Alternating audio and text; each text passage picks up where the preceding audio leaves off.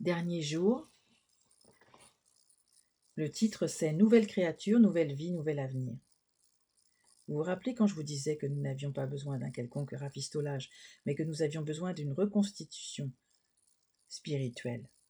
Jésus appelle la seconde naissance, naître de nouveau. Eh bien, c'est ce qui vient juste de se passer pour vous. Vous êtes né dans la famille de Dieu. Vous êtes fait vivant, selon Dieu, avec cette nouvelle naissance. Certaines choses importantes y sont attachées. Dieu dit que vous êtes littéralement une nouvelle créature. Dans 2 Corinthiens 5, 17, il dit « Si donc quelqu'un est en Christ, il est une nouvelle créature. Les choses vieilles sont passées, et voici, toutes choses sont devenues nouvelles. Vous êtes vivant à la vue de Dieu, alors qu'avant vous étiez mort.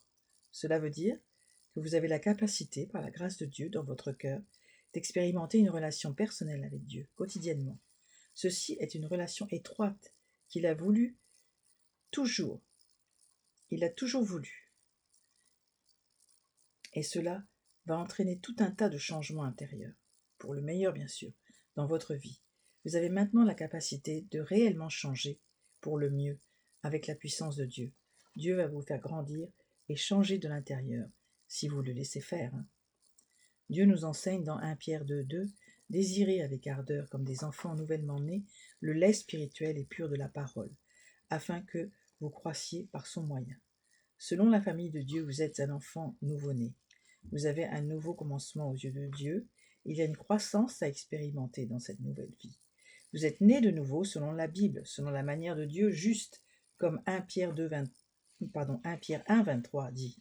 Étant né de nouveau, non par une semence corruptible, mais par une semence incorruptible, par la parole de Dieu, qui vit et qui demeure éternellement. Comme nous allons refermer ce livre, comme nous allons maintenant arrêter au micro, réjouissez-vous d'avoir accepté le don de Dieu. Il y a encore quelque chose que vous devez connaître. Premièrement, vous ne pouvez pas perdre votre salut. Vous êtes en sécurité sous la garde de Dieu pour toujours, si tant est que vous êtes vraiment donné à Christ. Maintenant, même s'il y en a beaucoup, voici un couple de références qui nous le dit dans la Bible. Car je suis assuré que ni la mort, ni la vie, ni les anges, ni les principautés, ni les puissances, ni les choses présentes, ni les choses à venir, ni la hauteur, ni la profondeur, ni aucune créature ne pourra nous séparer de l'amour de Dieu manifesté en Jésus-Christ notre Seigneur. C'est Romains 8, 38 à 39. En lui, vous êtes aussi, après avoir entendu la parole de la vérité, l'évangile de votre salut, et avoir cru en lui, vous avez été scellés du Saint-Esprit qui avait été promis. Éphésiens 1, 13. Ce verset dans Éphésiens enseigne que Dieu nous scelle. Il a mis de façon permanente son sceau sur vous, qui indique votre appartenance à lui, dès le moment où vous avez accepté Christ. De nouveau, Dieu promet dans Hébreux 13, 5, « Certainement, je ne te laisserai point, je ne t'abandonnerai point. » Voici donc quelques promesses de Dieu qui établissent quelquefois que vous êtes né dans la famille, qui établissent qu'une fois que vous êtes né dans la famille de Dieu, vous ne pourrez plus être non-né. On ne peut pas dénaître. On ne peut pas dénaître, c'est vrai. Mais il faut persévérer. Il faut continuer dans la foi jusqu'au bout. Il le dit. Si on continue dans la foi jusqu'au bout, c'est-à-dire jusqu'à soit notre mort physique, soit, parce que normalement Jésus doit revenir, soit son retour, eh bien on sera sauvé. Mais il faut persévérer. C'est pas, on ne se donne pas à Dieu comme ça sur un coup de tête. C'est vraiment une décision bien mûrement réfléchie, parce qu'elle vous engage aussi. En tant que nouveau-né, Dieu veut que vous grandissiez. Un bébé a beaucoup à apprendre au sujet de la vie. Ainsi, il en est de votre relation avec Dieu. Il dit dans 2 Pierre 3, 18, « Mais croissez dans la grâce et la reconnaissance de notre Seigneur et Sauveur Jésus-Christ. À lui soit la gloire, et maintenant et pour le jour d'éternité. Amen. » Vous voyez, ça ne s'arrête pas aujourd'hui. Si aujourd'hui vous naissez de nouveau, spirituellement, c'est le début de l'aventure. Mais toute la relation avec Dieu, on ne s'en lasse pas. Au début, c'est un peu les montagnes russes, mais je vous assure que quand vraiment cette connaissance du salut descend en vous, vous êtes ancré pour l'éternité. C'est fini, on ne peut plus vous déstabiliser. Mais au début, c'est vrai que c'est un peu rocky-roca, parce qu'on est des bébés, et que le bébé ne sait pas tout. Donc il faut prendre le temps de lire la parole, et surtout de trouver un groupe de gens qui sont vraiment très ancrés dans la parole et qui ont vraiment compris qu'on ne pressurise pas quelqu'un à naître ou à grandir, mais c'est l'amour de Dieu qui nous tire à lui. C'est l'amour qu'il a déployé à la croix, mais qui continue après dans la relation à déployer avec vous. C'est étonnant ce qu'il fait dans nos vies, c'est étonnant. Il y a beaucoup de façons de grandir dans la connaissance de Dieu. Dans Acte 2, les gens qui faisaient confiance à Jésus s'étaient rassemblés dans l'église pour apprendre la Bible et s'encourager les uns les autres. Et il est important que vous trouviez une église locale. Mais oui. Oui, voilà. Alors, moi je vous conseille une église vraiment forte et vivante. Une église où on laisse la place à l'Esprit Saint, parce qu'il faut que ce soit inspiré. Donc, en ligne, il y a de très très bonnes églises. Je ne sais pas où vous êtes, je ne sais pas dans quel pays, mais moi je vous conseille, à Paris, il y a ICC, Impact Centre Chrétien, c'est pas mal. En ligne, moi j'aime beaucoup, d'ailleurs c'est leur père spirituel, j'aime beaucoup Mamadou Karambéry, qui est au Burkina Faso.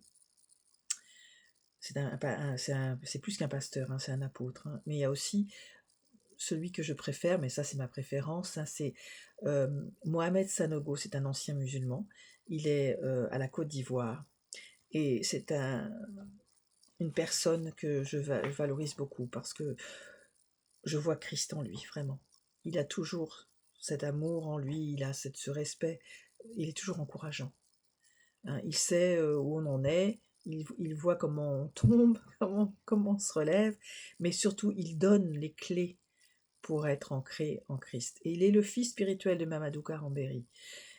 Impact Centre Chrétien à Boissy, ils ont des églises partout. En Guadeloupe, en Martinique, au Canada, ils en ont partout. Et c'est le même programme. Ils sont très très bons aussi.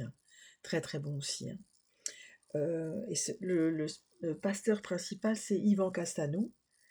Son frère, son jumeau, il a aussi une église à Brazzaville.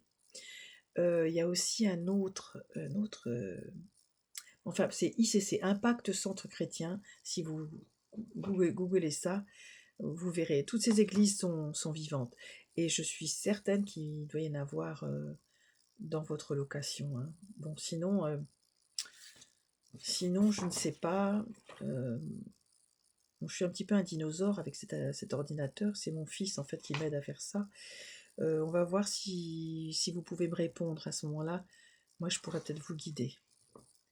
Je vais voir si je peux recevoir vos réponses, si vous êtes né de nouveau. Parce qu'on ne peut pas rester tout seul on ne grandit pas. Et n'oubliez pas qu'on a quand même un ennemi commun. C'est le diable quand même, il est là. Voilà, sa plus grande force c'est de faire semblant de ne pas être là, mais il est là. Et puis, bon, il y a beaucoup d'autres ennemis encore, il y a la chair, il y a le monde. Enfin, vous verrez ça, c'est toute une marche. Mais ne lâchez pas, continuez. Alors, la lecture, il dit, cher ami, voilà, vous avez une nouvelle vie. Selon Dieu, vous êtes une nouvelle créature, vous avez une éternelle et nouvelle destinée, et un nouveau Père céleste. Il veut pourvoir à tous vos besoins. Ça, c'est vrai, il faut que vous dépendiez de lui. Il faut que vous appreniez aussi à prier. Il y a des façons de prier pour protéger sa famille, pour se protéger et pour être vraiment comme un guerrier. Il y a des prières de combat, il y a des prières aussi de supplication, il y a des prières d'intercession.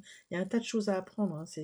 Là, vous êtes vraiment au b.a.-ba, mais c'est merveilleux. Le b.a.-ba est merveilleux parce qu'on y revient tout le temps. On y revient tout le temps.